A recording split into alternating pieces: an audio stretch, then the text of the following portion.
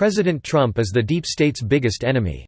While Trump may be quite alone in his quest to «drain the swamp», he does have some allies on the Hill.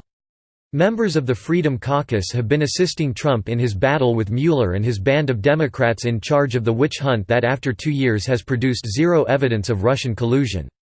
A few months ago, Freedom Caucus leaders Mark Meadows and Jim Jordan filed impeachment charges against Deputy U.S. Attorney General Rod Rosenstein. The reason for the filing was because Rosenstein hadn't handed over enough documents that had been asked for.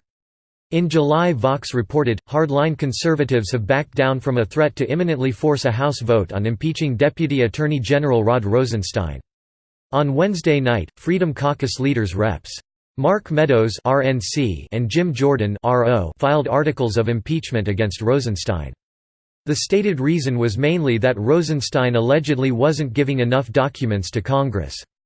But in context, the move, which wasn't even certain to pass the House, let alone lead to Rosenstein's removal from office, was clearly part of an effort by President Trump's allies to attack the Justice Department and undermine Special Counsel Robert Mueller's investigation, which Rosenstein supervises.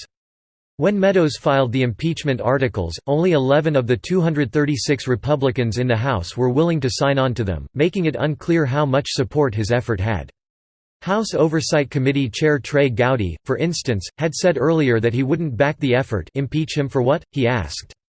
GOP leaders were also unenthusiastic about the controversial push, which would likely divide their party.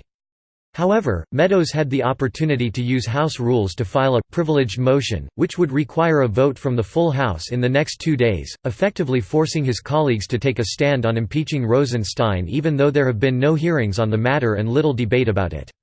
Republicans facing tough races in November would not have been thrilled. In the end, however, Meadows decided not to carry out that threat, for now, at least. He did not file a privileged motion for impeachment, and House Republicans announced Thursday morning that they would not vote on the matter before they leave for a month-long recess. It is possible the effort could be revived in September when the House returns to Washington. But that would be closer to the midterms, meaning Republicans would be even less enthusiastic to take a divisive and controversial vote. The current word is that Republican leaders agreed to hold a vote on whether Rosenstein is in contempt of Congress in the first week of September, if conservatives don't get the documents they want by then.